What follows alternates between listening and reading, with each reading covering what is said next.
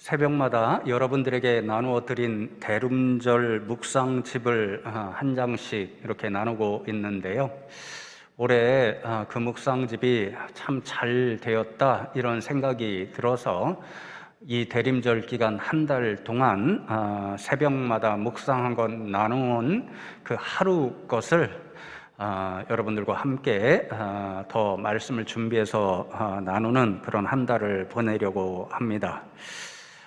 칼 야스퍼스라는 철학자가 있는데요. 독일 사람이었습니다. 대학을 다닐 때에 유대인 여학생을 만나서 사랑에 빠지게 되고 결혼을 하게 됩니다. 또 학자로도 실존주의 철학이라고 하는 그 사주에서 상당히 유명한 사람이었기 때문에 유명세를 타고 대학의 교수가 되어서 사랑에도 성공하고 또 학문적으로도 성공한 사람으로 남들로부터 부러움을 사며 행복하게 살아가고 있었습니다. 그런데 히틀러가 독일의 독재자가 되면서 이 야스퍼스라는 철학자가 굉장한 고난의 일들을 겪게 됩니다. 우리가 역사상 잘 아는 것처럼 히틀러가 이제 독일의 독재자가 된 이후에 유대인들을 너무 미워해서 온갖 수단과 방법을 다 동원해 핍박하고 박해하고 심지어는 살인하는 일을 저지르잖아요. 유대인 여자와 결혼을 한 이 야스퍼스도 유사한 심각한 박해를 당해야 했습니다. 어느 날 하루는 히틀러를 추종하는 학교 관계자들이 이제 공문을 보냈는데요. 당신은 지금 우리 민족이 반대하는 유대인 여자와 함께 살고 있습니다. 그 여자와 이혼하든지 아니면 우리 학교를 떠나주십시오. 무지막지한 그런 공문을 받게 되었습니다. 그때 야스퍼스는 나는 교수직을 버릴 수 있을지언정 내 사랑하는 아내를 절대로 버릴 수 없습니다. 이렇게 답신을 하고는 학교를 떠났습니다. 야스퍼스 당시의 그 대학 교수직이라고 하는 자리는 모든 사람들로부터 존경을 받고 권위를 인정받는 굉장히 좋은 자리였고, 동시에 그가 편안한 삶을 누릴 수 있는 모든 삶의 수단이나 마찬가지였는데, 사랑하는 아내를 위해서 그 모든 것을 일시에 포기했던 거죠. 그런데 히틀러의 탄압은 여기서 그치지 않았습니다. 절대로 당신은 저술 활동을 하지 마십시오. 어디를 가서도 강연하지 마십시오. 여행도 자유롭게 다니지 마십시오. 이러한 명령을 통해서 거의 가택연금과 같은 그런 조치를 받으며 하루하루를 살아야 했습니다. 그런 수많은 박해, 핍박 속에서도 야스퍼스는 사랑하는 아내를 한 번도 원망한 적이 없고 2차 전쟁이 끝날 때까지 그 사랑의 힘으로 자신들에게 닥쳐온 모든 고통을 이겨낼 수 있었습니다. 여러분, 제가 야스퍼스라고 하는 철학자의 아름다운 사랑 이야기를 전해드리려고 이 말씀을 드린 것이 아닙니다. 사실 야스퍼스 스스로 경험한 이 엄청난 고통스러운 이야기 가운데는 그의 가장 유명한 철학 사상을 그 스스로 먼저 경험했음을 보여주는 이야기이기 때문에 여러분들에게 말씀드렸습니다. 이미 말씀드렸듯이 야스퍼스라는 사람은 실존주의라고 하는 그런 철학 사상의 한 흐름, 역사를 장식한 사람이었는데요. 실존주의 철학자들에게 가장 큰 관심은 한 사람 한 사람 인간 개인에 대한 관심, 특별히 불안이라든지 염려라든지 걱정이라든지 사람들의 연약함, 이런 것에 관심을 가졌습니다. 야스퍼스는 이렇게 인생의 연약함을 가진 사람들이 직면하는 극한의 상황, 그래서 자신이 어떤 어떤 힘을 동원해도 마음대로 변화시키고 극복할 수 없을 것 같은 그런 한계 상황이 인간의 기본 조건이다, 이렇게 주장을 합니다. 그 대표적인 한계 상황이 야스퍼스 스스로 직면했던, 경험했던 전쟁과 그것이 가져오는 고통의 이야기들입니다. 야스퍼스 자신이 2차 대전이라고 하는 극한의 고통스러운 상황, 스스로 그것을 어떻게 변화시킬 수도 없이 자신에게 다가오는 그 한계 상황에 직면하여 살았던 그런 사람이었던 거지요. 그런데 여러분, 야스퍼스는 사람들에게 이러한 극한의 한계 상황은 부정적인 결과만을 낳는 것이 아니라 때때로 깊은 삶의 의미를 새롭게 체험하거나 혹은 새로운 깨달음을 얻는 계기로도 작동을 한다라고 이야기합니다. 야스퍼스처럼 극한의 고통, 한계 상황 가운데서 자신의 아내에 대한 더 깊은 사랑의 체험을 하는가 하면, 어떤 사람은 죽음이라는 한계 상황에 직면했을 때에, 저도 여러 차례 그런 경험이 있습니다. 병원에 신방을 하고 마지막 순간에 예수 그리스도를 전파할 때에 복음을 받아들이고 하나님을 믿으시는 분으로 돌아가시는 그런 분들처럼 극한의 상황, 한계 상황에 직면해서 사람들은 하나님을 만나는 중요한 신앙 체험을 하기도 하는 거지요. 여러분, 오늘 함께 나누게 되는 창세기 말씀에 등장하는 주인공, 지금 야복 강가에 있는 야곱이 그렇습니다. 야곱은 조금 전에 제가 말씀드린 야스퍼스가 말한 자신의 능력으로 변화시킬 수 없을 것 같은 그런 극한의 상황, 한계 상황에 놓여 있습니다. 그러나 이 한계 상황은 야곱에게 절망으로 끝나지 않고 오히려 그의 인생의 방향을 새로이 자림하기만 그러한 은혜의 순간으로 승화되는 것을 볼 수 있습니다. 먼저 야곱이 어떤 한계 상황에 직면하여 있는가를 보여주는 한 절의 말씀을 우리가 32장에서 찾을 수 있는데요, 7절 말씀을 보십시오.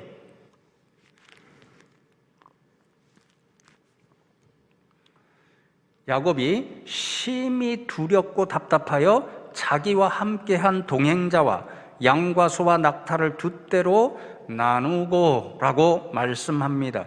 야복 강가에 혼자 있는 지금 야곱은요, 심히 두렵고 답답한 상황에 놓여 있습니다. 심히 두렵다라고 하는 이 말의 뜻은요, 무서워서 꼼짝 못하는 상황에 있다, 그런 뜻을 가집니다. 제가 그런 대상이 하나 있는데요, 뱀입니다. 뱀을 너무 싫어하고 무서워해서요, TV에서 그림으로만 보아도요, 제가 정색을 합니다. 그러니까 옆에서 그런 모습을 저희 집사람이 보면요, 제 꿈이 은퇴 후에 자연인이 되는 것 하나 있잖아요. 그러니까 옆에서 집사람이 뭐라고 그러냐면요, 당신은 뱀을 너무도 무서워해서 결코 자연인이 될 수 없는 사람입니다, 이렇게 이야기할 정도입니다. 그 말이 바로 심히 두렵다 하는 이야기고요, 답답하다는 말은 본래 너무 좁아서 고통을 느끼는 것입니다. 폐쇄공포증을 생각하면 금방 이해할 수가 있습니다. 그러니까 야곱은요, 지금 자신이 극복할 수 없는 어떤 상황, 한계 상황에 놓여 있어서 그것을 어떻게 할 수 없으니까 심히 두렵고 너무도 답답해서 정말 너무 괴로운 그런 상황 가운데 놓여 있는 거지요. 이렇게 야곱을 심히 두렵게 만들고 답답한 한계 상황에 몰아놓은 원인은 바로 형 에서였습니다. 지금 야곱은 20년 만에 그 고향 땅으로 돌아갑니다. 부모님이 계신 곳이고 형 에서가 지금 살고 있는 그 땅입니다. 그런데 여러분, 반가워야 할 그 고향 땅에 다가가면 갈수록 오히려 두려움과 걱정, 공포가 생겨납니다. 형 에서 때문인 거죠. 우리가 잘 알고 있습니다. 형이 받아야 할 장자의 축복을 이 야곱이 중간에서 가로채서 자기가 받았습니다. 그 모습을 보고 형 에서가 분노하여서 아버지 이삭이 돌아가시면 저 야곱을 가만히 두지 않겠어, 이렇게 말하는 음성을 듣습니다. 그때 너무도 두려워서 이제 야곱이 형 에서를 피해서 야반 도주하다시피 삼촌 라반이 있는 하란 땅으로 가서 한 20년을 그곳에서 살아야 했습니다. 그 세월 동안 야곱에게는 4명의 아내가 생겼습니다. 12명의 아들과 딸 하나를 낳았습니다. 그리고 많은 종과 엄청난 가축대를 소유한 거부가 되었습니다. 소위 말하는 성공한 인생이 되어서 지금 고향 땅으로 돌아가고 있는 거지요. 금의 환향의 자리여야 했습니다. 그러나 그렇지 못했습니다. 에서에 대한 두려움과 공포 때문이었습니다. 에서를 향한 그 두려움과 공포를 극복하려고 야곱은 꾀를 내어서 전략을 세우기 시작합니다. 먼저 형에게 사람을 보내서 형님, 제가 형님의 은혜를 받기를 원합니다. 아주 극존칭입니다. 하나님께만 사용할 수 있는 언어로 형님의 은혜를 받기를 원합니다, 그런 말을 전했습니다. 형 에서가 자신에 대하여 어떻게 반응하며 나올까, 그것을 알아보기 위한 전략이었지요. 그런데 자신의 말을 전한 종이 돌아와서 이렇게 보고를 하지요. 당신의 형 에서가 군사 400명을 이끌고 지금 당신에게 오고 있습니다. 이러한 소식을 전했을 때 야곱은 완전히 깜짝 놀랐습니다. 공포에 사로잡혔습니다. 왜 그럴까요? 에서 형님이 분명히 아직도 나에 대한 분노가 식지 않은 것이 분명하구나, 그러니 나와 내 가족 전부를 죽이려고 아마도 군사 400명을 이끌고 나에게로 오는가 보다, 이런 생각이 들었기 때문입니다. 완전히 너무도 두렵고 답답해진 야곱은 다시 한번 전략을 세우기 시작하지요. 자신의 모든 가족과 소유한 모든 것들을 여러 무리로 나눕니다. 그래서 맨 앞에 가는 무리가 있고 그 다음 이러한 전략을 세우는 거죠. 맨 앞에 무리가 이제 에서가 이끌고 오는 군사를 맞아서 이제 살인을 당한다, 이런 소리를 들으면 뒤에 있는 가족과 가축대라도 구해서 도망가기 위한 그러한 전략이었습니다. 그럼에도 안심이 되지를 않았습니다. 오히려 더 두렵고 답답한 마음이 강해질 뿐이었습니다. 그래서 너무도 답답한 야곱은 야복 강가에 혼자 남게 되었습니다. 아마 그 자리에서 물론 하나님께도 기도했겠지만요, 아마 수없이 이 상황을 어떻게 하지? 도대체 어떻게 해야 하지? 그러면서 염려하고 두려움에 쌓여서 계속적으로 생각하고 있었을 것입니다. 그러나 이 상황을 극복할 수 있는 어떤 해답도 그 머릿속에 떠오르지를 않았습니다. 말 그대로 한계 상황에 봉착한 자신을 발견할 수 있을 뿐이었습니다. 그런데 여러분, 이렇게 야곱이 아무리 생각해도 그 상황을 극복할 수 없는 이 순간, 한계 상황의 순간에 그의 인생의 방향을 완전히 새롭게 나가게 하는 은혜의 일을 경험하게 됩니다. 이 은혜의 경험은 한계 상황의 측면에서 꼼짝 못하고 있는 야곱을 주목하시고 찾아오신 하나님으로 인하여서 생겨난 사건이었습니다. 야곱을 찾아오신 하나님이 자신이 놓여있는 한계 상황에서 자신을 구원해 주실 유일한 분이라는 것을 야곱은 그때 깨닫게 됩니다. 그래서 우리가 잘 알지요. 밤새도록 자신을 찾아온, 사람의 모양으로 자신을 찾아온 하나님을 붙잡고 놓아주지 않으며 씨름을 합니다. 심지어는 하나님의 야곱의 허벅지 관절을 쳐서 다리가 심각하게 고통스러운 상황에서도 야곱은 당신께서 나를 축복해 주시지 않으면 결단코 당신을 놓아드릴 수 없습니다, 그렇게 이야기하며 하나님을 놓아드리지 않습니다. 이 말이 무슨 의미이겠습니까?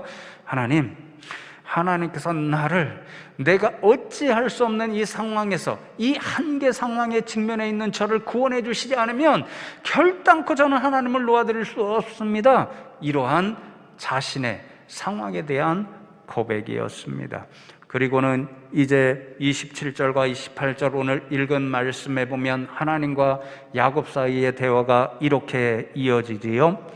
그 사람이, 하나님이죠, 그에게 이르되 내 이름이 무엇이냐? 그가 이르되 야곱이니이다. 그가 이르되 내 이름을 다시는 야곱이라 부를 것이 아니요 이스라엘이라 부를 것이니 이는 내가 하나님과 및 사람들과 겨루어 이겼음이니라.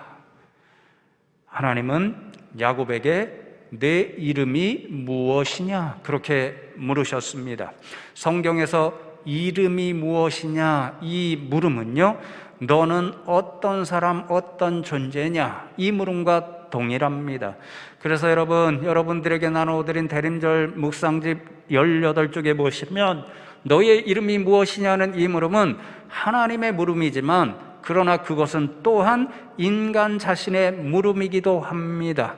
내가 도대체 누구냐는 근원적인 존재에 대한 물음입니다. 이렇게 적혀 있습니다. 그렇습니다. 하나님은 한계 상황에 놓여서 심히 두렵고 답답하여 아무것도 하지 못하는 야곱에게 찾아오셔서 먼저 내 이름이 무엇이냐? 내가 어떤 존재, 어떤 사람이냐? 도대체 어떤 존재로 살아왔길래 이렇게 꼼짝 못하는 한계 상황에 직면할 수밖에 없었느냐? 그렇게 물으셨습니다. 그 물음소리의 야곱은 하나님, 저는 야곱입니다. 지금까지 야곱으로 살아왔습니다. 그랬더니 그 결과는 어찌할 수 없는 한계 상황에 봉착하는 일이었습니다. 그렇게 대답할 수밖에 없었습니다. 그러자 하나님께서는 야곱에게 그래, 그렇다면 더 이상 야곱으로 살지 말거라. 이제부터는 이스라엘로 살아가라. 그렇게 말씀하십니다. 여러분, 이스라엘이라는 뜻이 무엇인지 본문에는 그렇게 기록되어 있죠.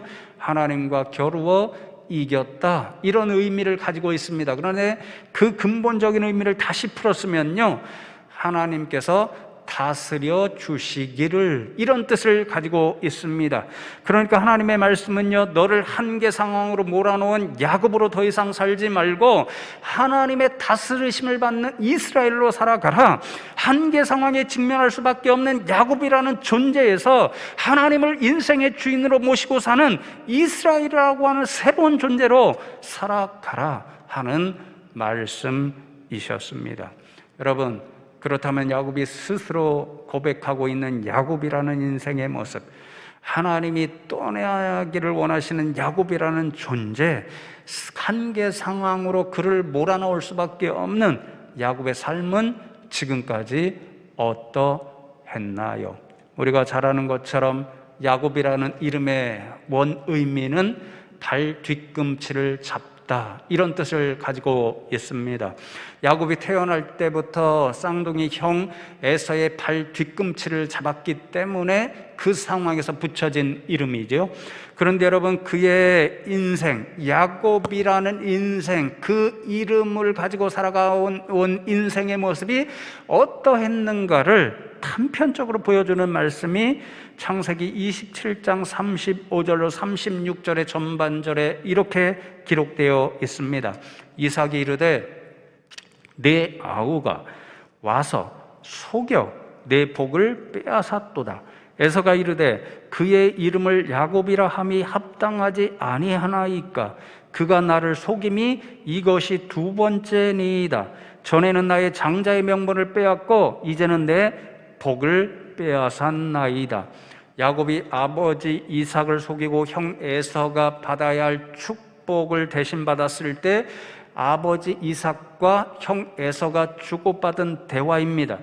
야곱이라는 이름, 그가 야곱이라는 이름을 갖고 어떠한 방향으로 인생을 살아왔는가, 그것을 보여주는 한마디가 속였음을 우리에게 알려줍니다. 사실이 그랬죠. 야곱은요, 자신이 가지고 싶어하는 것이 있으면요, 어떤 꾀를 내서라도, 심지어는 남을 속여서라도 그 가지고 싶은 것을 자신의 것으로 만들어야 속이 시원한 사람이었습니다. 형 에서의 장자의 권리를 팥죽한 것으로 뺏었을 때도 그랬습니다. 눈이 보이지 않는 아버지 이삭을 속여서 형 에서가 받아야 할 축복을 받는 그것도 마찬가지였습니다. 삼촌 라반의 집에서도 비슷하게 살았지요. 잔꾀와 속임수로 삼촌 라반에게 속한 가축 가운데서 자신이 가지고 싶은 건강한 것, 그런 것들만 자신의 품삯으로 가로챘습니다. 심지어 오늘 야복강강에 혼자 놓여 있는 한계 상황에, 그 상황에 직면했을 때도 그것을 극복해 보려고 자신의 좋은 머리, 그 머리에서 모든 꾀를 내어서 온갖 전력을 다 세워 놓았습니다. 그러나 여러분, 그 봉착력은 무엇이었습니까? 한계 상황이었습니다. 내가 어떻게 해도 아무것도 할 수 없다는 깨달음이었습니다. 그래서 더 이상 나의 깨와 속임수는 소용이 없다라며 두 손 두 발 야곱은 다 들어야 했습니다. 바로 그 순간에 하나님께서 야곱을 찾아오셨습니다. 그리고 말씀하셨습니다. 이제 더 이상 너를 한계 상황으로 몰아넣는 야곱이라는 인생으로 살지 말거라. 이제부터는 이스라엘이라는 인생으로 살아가라. 그렇게 말씀하셨습니다. 사랑하는 성도 여러분, 저와 여러분도 유사하지요?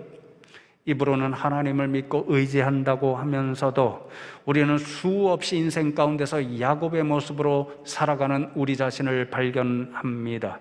우리의 꾀를 믿어봅니다. 우리의 지혜를 믿어봅니다. 우리의 능력을 믿어봅니다. 우리 주위에 있는 힘 있는 사람이 도와줄 것이라 그렇게 생각해 봅니다. 우리가 가진 것을 어떻게 해서든지 이용해서 스스로 무엇인가를 해보려 하고 믿고 살아가는 모습이 우리의 모습입니다. 그런데 어느 순간 우리는 한계 상황에 봉착하게 됩니다. 야곱처럼 두 손 두 발 다 드는 것이 우리의 인생입니다.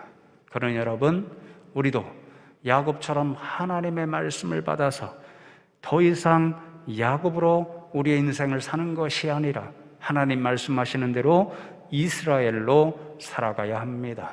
우리가 가진 모든 것을 의지하고 믿고 살아가는 인생이 아니라 우리 인생에 하나님의 다스리심을 소망하며 그분이 우리의 인생의 주인이 되어서 우리의 손 붙잡고 나아가시는 그런 모습을 꿈꾸고 소망하고 기도하며 살아가는 사람들이 진정 믿음의 사람들입니다. 여러분, 오늘 말씀 야복강가에서 씨름하는 야곱의 이야기 결론 말씀이 32절의 말씀입니다. 모든 결론이 이렇게 적혀 있습니다. 그 사람이 야곱의 허벅지 관절에 있는 둔부의 힘줄을 쳤으므로 이스라엘 사람들이 지금까지 허벅지 관절에 있는 둔부의 힘줄을 먹지 아니하더라. 그렇게 말씀합니다. 하나님께서 야곱과 씨름하시면서 그의 둔부, 25절에 보면 허벅지 관절이라고 적혀 있죠. 그곳을 내리치셨습니다. 그래서 그는 힘줄을 다칠 수밖에 없었고 아마도 상당한 고통을 느끼며 절뚝거리며 살아가야 했고 걸어야 했고 그 고통을 잊지 말아야 했습니다. 여러분, 하나님께서 왜 그러셨을까요? 무슨 의미가 있는 둔부를 쳤다, 허벅지 관절을 쳤다, 이것은 무슨 의미를 깨닫도록 하신 하나님의 행동이셨을까요? 여러분, 이 성경에서 또 팔레스타인 지역에서 둔부라고 하는 것은 아주 중요하고 독특한 의미를 가지고 있습니다. 여러분, 우리나라도 이 둔부, 이 엉덩이는 조금 의미를 가지지요. 예쁨, 귀여움을 표현하는 그런 자리입니다. 그래서 여러분, 우리가 어린 아이 또는 손주 이렇게 안잖아요. 예쁩니다. 그러면 어떻게 하죠? 엉덩이를 툭툭 치면서 아이고 내 새끼 어쩜 이렇게 이뻐. 또 울고 보챌 때는 이렇게 안고 엉덩이를 툭툭 치면서 그래 괜찮다 이러잖아요. 우리 문화에서 둔부 엉덩이는 예쁨과 귀여움을 표현할 수 있는 자리입니다. 그래서 저도요, 교육전도사 시절에 참 당황스러운 이 경험을 여러 번 했는데요. 제가 사역하던 교회에 어르신들, 권사님들이 여러 분 계셨는데요. 감사하게도 저를 이뻐해 주셨습니다. 저를 볼 때마다 마치 아들과 같은 나이대였잖아요. 풋풋했던 모양입니다. 그러니까 이 권사님들이요, 아유, 우리 전도사님 왜 이렇게 예뻐? 이러면서 엉덩이를 툭 치고 가십니다. 얼마나 당황스러웠던지요. 예뻐하시는 게 과해가지고 굉장히 당황스러운 그런 경험을 해야 했습니다. 그러니까 때때로 교육전도사 시절이 그립습니다. 예뻐해 주시는 분들이 많았는데 목사가 되니까 점점 더 많은 미움을 받는 것 같아요. 옛날이 그립다 이런 생각이 드는 때가 있습니다. 하여간 오늘 본문의 야곱과 같은 사람들에게도요, 우리나라 문화처럼 둔부, 이 엉덩이 부분은 굉장히 중요한 의미를 갖습니다. 어떤 의미냐면요, 힘의 근원, 생명의 근원이 여기에 있다, 이런 의미를 갖습니다. 그러니 하나님께서 야곱의 둔부를 쳤다는 말씀, 그래서 그 고통의 순간을 잊지 않도록 각인해 주셨다는 그 뜻은 무엇이겠습니까? 야곱은 기억해야 했던 거죠. 야곱아, 너의 힘의 근원, 생명의 근원이 이제부터 무엇인지 절대로 잊지 말고 살아가라 하는 하나님의 뜻이 담긴 행동이었습니다. 여러분, 지금까지 야곱의 힘의 근원은 자기 자신이었습니다. 자신의 좋은 머리에서 나온 온갖 꾀와 속임수가 그의 힘과 생명의 근원이었습니다. 그 방법으로 성공한 인생으로 잘 나가는 것 같았습니다. 그러나 그 마지막 결국의 모습은 한계 상황에 봉착한 일이었습니다. 그래서 여러분, 이 상황에서 야곱은 자신이 지금까지 힘의 근원으로 여기며 살던 모든 것, 야곱이라는 존재와 삶의 방식을 완전히 내려놓고 두 손을 들어야 했습니다. 대신에 이제는 하나님이 다스려 주옵소서, 이스라엘, 하나님이 자신의 힘과 생명의 근원임을 선포하면서 그 하나님의 손 붙잡고 나아가는 그런 인생으로 살아야 했습니다.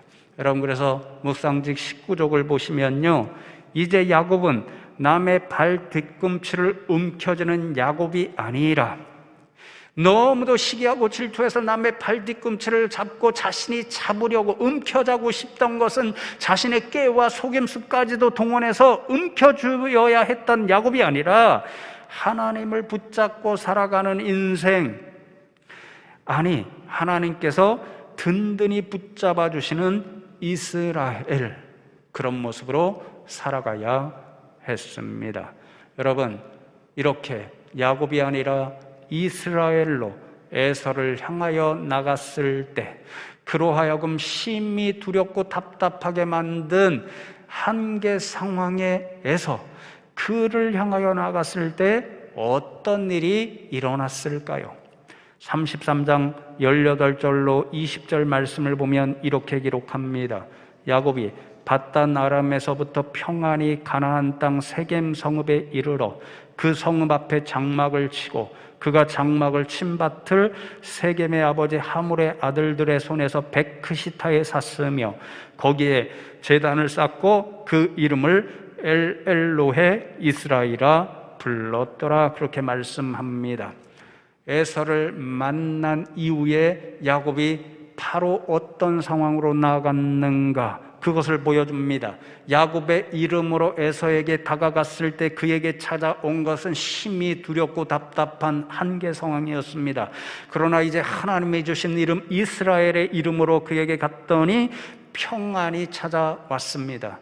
하나님께서 야곱의 인생을 다스려 주시는 이스라엘, 그 인생의 은혜를 허락해 주심으로 야곱과 에서가 화해해 하도록 만들어 주셨기 때문이었습니다. 그래서 이제 두렵고 답답한 한계 상황을 뛰어넘어서 하나님이 주시는 평안으로 그의 앞길을 갈 수 있었습니다. 야곱은 이 은혜가 너무도 감사해서 제단을 쌓고 그 예배의 채소를 엘로헤 이스라엘, 하나님, 이스라엘의 하나님이라고 불렀습니다. 여러분, 이스라엘의 하나님이면 누구의 하나님이시요? 바로 야곱 자신의 하나님입니다. 다시는 야곱이라고 하는 이름과 인생으로 살지 않고 하나님께서 말씀하신 대로 하나님의 사람으로 살겠다는 믿음의 선포요, 새로운 존재됨의 고백이요, 진정한 힘에 대한 근원, 진정한 힘의 근원은 하나님으로부터 온다라고 하는 신앙 고백이 있는 자리였습니다. 사랑하는 성도 여러분, 우리는 지금 코로나 시대에 살고 있습니다. 또다시 변이 바이러스가 생겨서 코로나 시대는 쉽게 종식되지 않을 것 같다는 불길한 예감이 강하게 드는 때입니다. 이 코로나는 가만히 생각해 보면 그래서 지금까지 우리를 꼼짝 못하게 하는 한계 상황입니다. 오늘 이 코로나와 관련해서 가장 많이 듣는 단어가 한계 상황이라는 것이 그것을 우리에게 분명히 깨닫게 해줍니다. 제가 인터넷을 검색해 보니까요, 코로나 확진자 수 한계 상황, 의료진 한계 상황, 응급실 한계 상황, 치료 한계 상황, 자영업자 한계 상황, 여행업계 한계 상황, 대중공연업계 한계 상황. 코로나 뒤에 붙는 온갖 수식어가, 가장 많은 수식어가 한계 상황이라는 말이었습니다. 코로나 시대에 그러므로 우리가 깨닫는 것은 무엇이냐면요, 우리가 야곱으로 살아갈 때, 그래서 우리가 스스로 신뢰했던 인간의 모든 힘과 능력은 결국 한계 상황에 직면할 수밖에 없다, 이것을 깨닫습니다. 이런 상황 가운데 우리 믿는 사람들은 어떻게 살아가야 할까요? 하나님께서 야곱에게 주신 교훈, 둔부를 얻어맞는 교훈을 잊지 않고 이 답답함의 고통스러운 상황 가운데서 항상 기억해야 합니다. 우리의 힘과 능력을 의지해서는 이 코로나 한계 상황을 극복할 수 없고, 오로지 이스라엘 하나님께서 우리에게 힘과 능력을 주셔야만 극복할 수 있다는 겸손한 사실을 받아들여야 합니다. 그래서 우리는 우리 가운데, 아니 이 모든 세상 가운데 우리의 주인이시고 세상 만물의 주인이신 하나님이 다스려 주시는 역사, 이스라엘이 되어 주옵소서, 이것을 바라고 기도하며 살아가야 합니다. 또한 그러한 겸손한 믿음으로 다시 오실 예수님을 기다리며 이 대림절의 절기를 지나야 합니다. 그때에 우리 하나님께서 예수 그리스도를 통해서 야곱에게 주셨던 참 평안을 저와 여러분에게도 주실 줄로 믿습니다.